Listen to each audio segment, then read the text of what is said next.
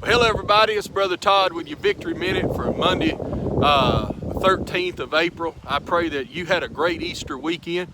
I'm gonna be bouncing around a little bit here. I walked out here to the back of our church property, and what you see in the background is about the 28 extra acres that we got here a couple of years ago that the Lord kind of blessed us with for us to have future growing space, maybe build a school out here, or maybe even turn the school into where the church is and build the church back here. We don't know yet.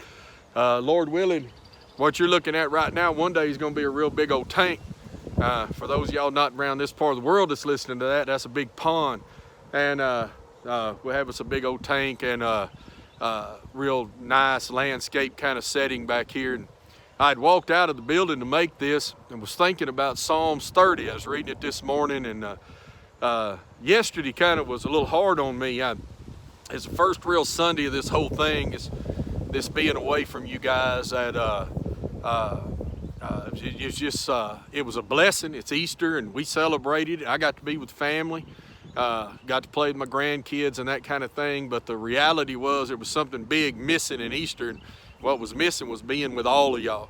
And it's the one day out of the year that I get to really be with a lot of the Christian people I know.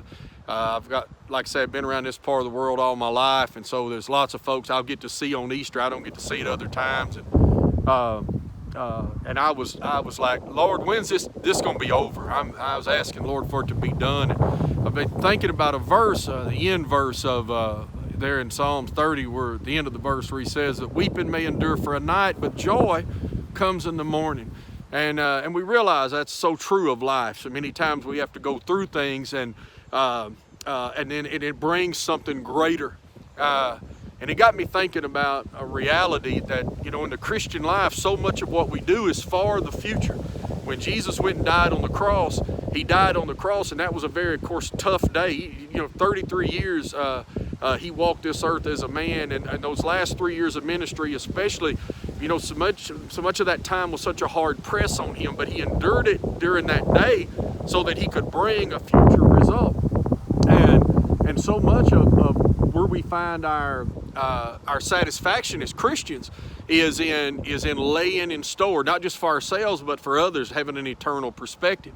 The critics of Christianity a lot of times will say, well, it's just all pie in the sky, and it's all by and by, it's just future, and it doesn't really matter, and those kinds of things. It's just a way to get people to be distracted from today so that they can focus on tomorrow, and that's of course is short-sighted. The reality is when we do have an eternal perspective and we're doing things for future, it gives us significance in the things we do today. I learned a long time ago that if a man, a woman goes in, you go to work every day, and and you're trying to pay the bills, if all you're ultimately doing is working to buy a bill, pay a bill, and have a moment, that kind of thing, and it's all just temporary, then ultimately we get really distracted. In fact, it'll make us depressed, because we're eternal beings, and we can't scratch an eternal itch with a temporary scratch. And so you have to, when you're going to work and you're doing the things you got to do, especially these things we're having to do right now during this COVID pandemic of trying to, we're suffering now, we're dealing with difficulty now because we want to help people.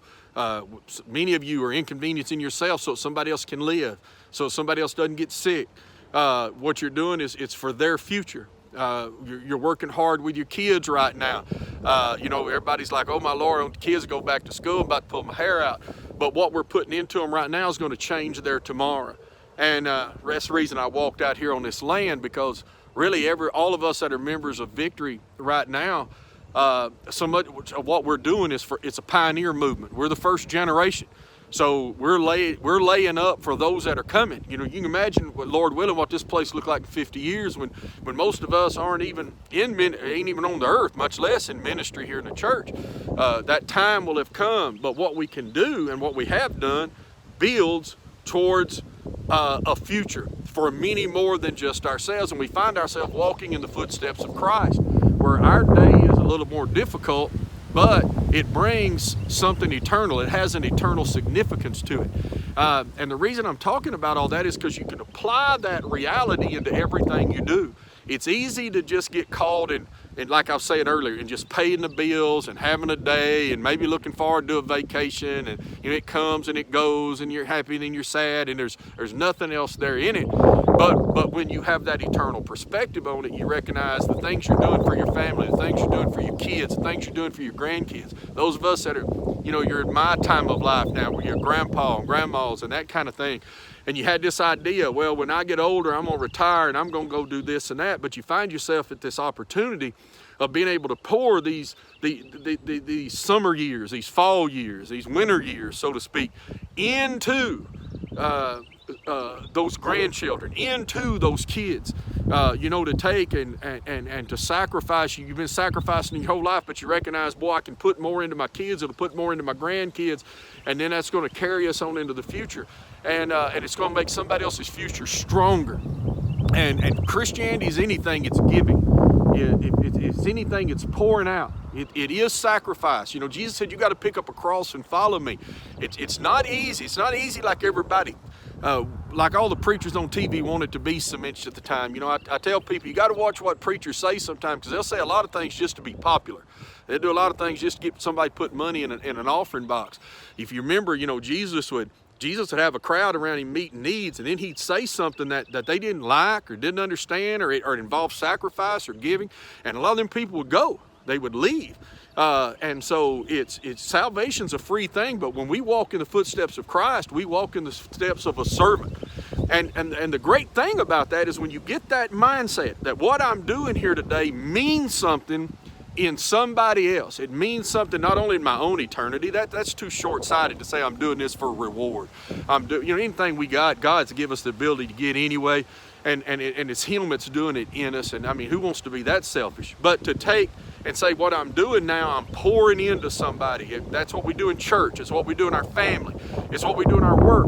And so when we do that, then it gives us perspective. It gives us perspective and it gives us meaning. And we are beings that have meaning. We're here for a purpose, so we can't just exist. We can't just eat and drink and live and die and be done. That's too hollow for us. It'll make us depressed. So what I want you to do this week is to take and find something that that was going to cost you. It's going to cost you, but you're going to see it as an immediate investment. Make something that's a long-term investment, but make something that you're going to see bless somebody quick so that you can see it, so that you can be encouraged. But make sure it costs you. Make sure it costs you time. Make sure it costs you talent. Make sure it costs you treasure. We got business people and these restaurant people that, man, they're having a tough time. Everywhere I go, when I buy my food, I round it up. I just round it up. If it's $7, I give them 10. If it's $15, I try to give them 20, just to help. And yeah, it costs you a little bit, but you know what? It becomes a blessing in somebody else's life, and it's more blessed to give than to receive.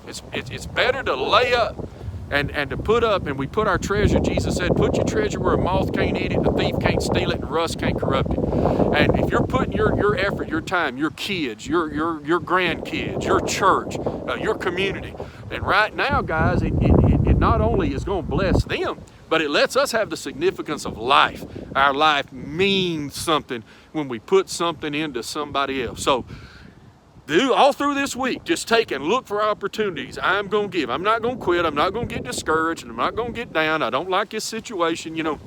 Frankly, guys, we got it better than most people on the planet. Let's do the best we can, and let's move forward, and let's see something great happen and something of eternal significance happen in your life this week. Well, I love you. I hope you have a good day, but this Easter spell's come in, and I'm standing out here without a coat, and I have got chills, so I got to get out of here. I love you, and I'll see you later. Bye-bye.